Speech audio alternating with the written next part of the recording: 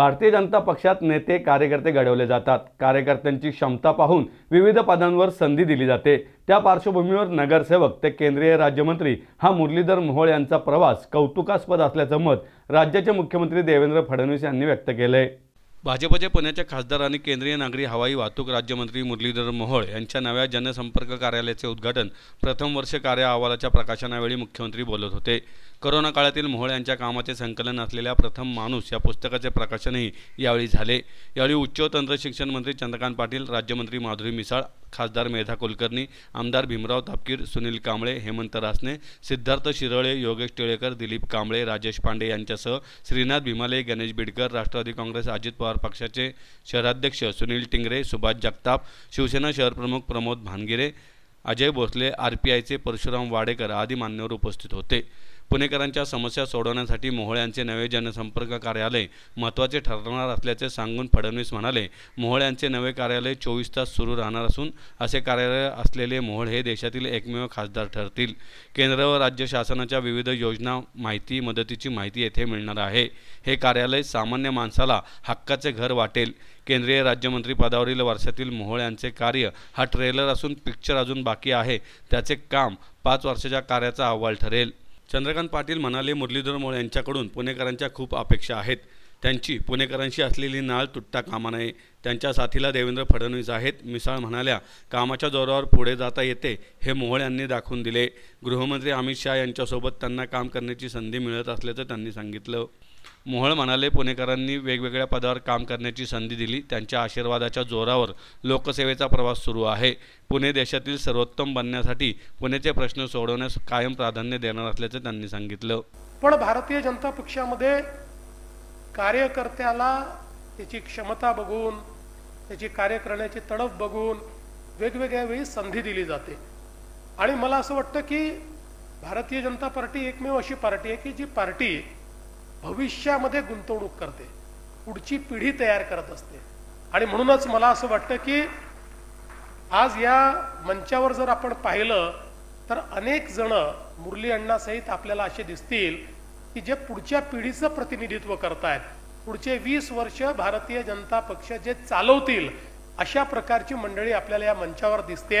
हा विचार हा केवळ भारतीय जनता पक्षामध्ये होतो। आणि म्हणून मुरली अण्णांनी देखील एक साधा कार्यकर्ता म्हणून काम केलं, बूथचा कार्यकर्ता म्हणून काम केलं, नगरसेवक, स्थायी समिती अध्यक्ष, महापौर, त्याच्यानंतर खासदार आणि मंत्री असा हा सगळा त्यांचा प्रवास आहे। दादा म्हणाले ते खरं आहे, मध्ये एक संधी हुकली आपली आमदारकीची, पण जीवनामध्ये मला असं वाटतं की काहीतरी मोठं मिळायचं असतं म्हणून एखादी गोष्ट त्या ठिकाणी हुकत असते। या सगळ्या प्रवासामध्ये गेले अनेक वर्ष मी मुरली अण्णांना बघतो आहे। एखादं काम त्यांना दिल्यानंतर पूर्ण मन लावून ते काम करायचं, त्याच्या पाठीमागे आपली सगळी क्षमता झोकून द्यायची। मला असं वाटतं की ते स्वतःही पैलवान आहेत, त्यांच्या घरामध्ये एक पैलवानकीची मोठी परंपरा आहे। पैलवानांचं कसं असतं, एकदा लढाईत मैदानात उतरले की जेवढं अंगामध्ये आहे ती सगळी क्षमता लावून पैलवान लढत असतो। तसं राजकीय मैदानात आणि प्रशासनाच्या मैदानातही मुरली अण्णा सगळ्या क्षमतेने त्या ठिकाणी लढत असतात। म्हणून आता त्यांनी प्रथम माणूस अशा प्रकारचं जे पुस्तक प्रकाशित केलंय त्याच्यामध्ये कोविडच्या काळामध्ये त्यांनी जे काही काम केलं आणि त्यातले जे अनुभव आले हृदयस्पर्शी अशा प्रकारचे, त्याच्यावर आधारित त्यांनी ते पुस्तक लिहिलेलं आहे। ज्या लोकांनी, ज्या नागरिकांनी आपल्यावरती विश्वास व्यक्त केला आणि आपल्याला आपला प्रतिनिधी म्हणून काम करायची संधी, मग महापालिका असेल, विधानसभा असेल, लोकसभा असेल, त्या ठिकाणी पाठवल्यानंतर आपण त्याचे उत्तरदायी असतो की आपण त्यांना उत्तर देणं हे बांधिलकी आपल्याला जपली पाहिजे। आपण बांधील असतो की केलेल्या कामाचं नागरिकांना आपल्याला ते काम सादर केलं पाहिजे की तुम्ही निवडून दिलं, ज्या कामासाठी निवडून दिलं, ज्या अपेक्षेने निवडून दिले ते काम आम्ही प्रामाणिकपणे करण्याचा प्रयत्न करतो आणि तो म्हणजे कामाचा अहवाल। आणि तो अहवाल आज या निमित्ताने 1 वर्षाचा अहवाल सादर करतोय। तसेच जनसंपर्क कार्यालयाचे आज उद्घाटन होतंय। या जनसंपर्क कार्यालयाचं वैशिष्ट्य मी सांगेन आपल्याला की मान्य 3 वर्षापूर्वी सुद्धा मान्य देवेंजींच्याच हस्ते कोथरूडला असंच एक जनसंपर्क कार्यालय आपण सुरू केलं आणि हे सुद्धा जनसंपर्क कार्यालय शहराच्या मध्यवर्ती भागात असावं म्हणून जंगली महाराज रस्त्यावरती एक प्रशस्त अशा पद्धतीचं जनसंपर्क कार्यालय आपण उभं केलंय. त्याचंही उद्घाटन आता देवेंजी करणार आहेत. मला सांगायला आनंद वाटतो की लोकप्रतिनिधी म्हणून सगळेच आम्ही हे लोकांना त्यांच्या अपेक्षेनुसार, त्यांच्या इच्छेनुसार जे आवश्यक आहे ते काम करण्यासाठी तर निश्चितपणे आमची वचनबद्ध असतो.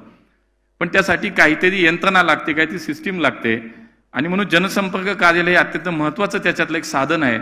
आणि म्हणून पुण्यात आता खासदार म्हणून, मंत्री म्हणून जे काय आम्ही पार्टी म्हणून जे काही कार्यालयाचा विचार आम्ही केला, तर 24 तास आता पुण्यातलं जनसंपर्क कार्यालय, खासदार जनसंपर्क कार्यालय 24 तास आता पुण्यामध्ये चालू राहणार आहे. आणि मगाशी राजेशनी सांगितलं तसं ते म्हणाले की अनेक वेगवेगळ्या प्रकारच्या सुविधा त्या ठिकाणी उपलब्ध असतील.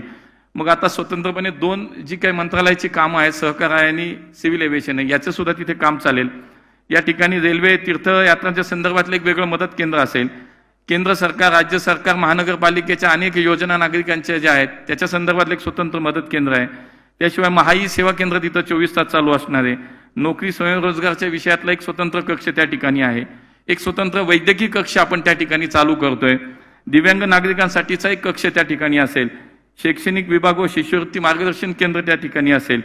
शिवाय आपण जो जनता दरबार आता चालू केला की साहेब, आम्ही निवडून आल्यानंतर हा विचार केला की जेव्हा महापौर होतो तेव्हा सुद्धा की सातत्यानं लोकांशी संवाद आपला साधला गेला पाहिजे. खरं तर तो काळही खूप अवघड होता, कोविडचा काळच नेमका होता.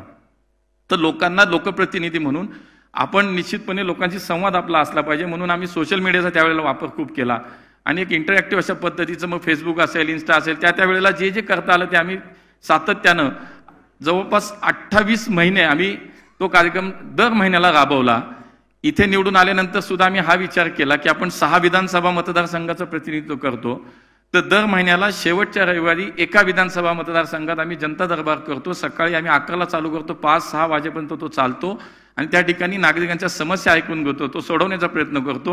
आणि सगळ्या शासकीय व्यवस्था यंत्रणा आमच्या सोबत त्या ठिकाणी दिवसभर बसतात. पोलीस प्रशासन असतं, महापालिका प्रशासन असतं, राज्य सरकारचे जिल्हाधिकारीच्या माध्यमातून त्यांचं प्रशासन, या सगळ्या गोष्टी त्या ठिकाणी आम्ही एका जागेवरती बसून 6-7 तास आम्ही बसतो आणि तो कार्यक्रम महिन्यातला 1 विधानसभा असा करून आमचा 6 विधानसभा पूर्ण झाला. त्याच्यानंतर पुन्हा 2 विधानसभा आता आमच्या पूर्ण झाल्या. अशा 8 जनता दरबार, 9 जनता दरबार आमचे झाले. आणि ह्या जनता दरबारात जी कामं सुटलेली आहेत की जी कामं लगेच जागेवरती होत नाहीत, तर त्याचा पाठपुरावा करण्यासाठी म्हणून सुद्धा या कार्यालयामध्ये एक स्वतंत्र कक्ष आता आम्ही या माध्यमातून चालू केला. आणि तो एक युवा मोर्चाचा वॉर्डाचा अध्यक्ष, मतदारसंघाचा अध्यक्ष, शहराचा अध्यक्ष, असं करत संघटनेत अनेक वर्ष 30-32 वर्ष काम करणारा कार्यकर्ता.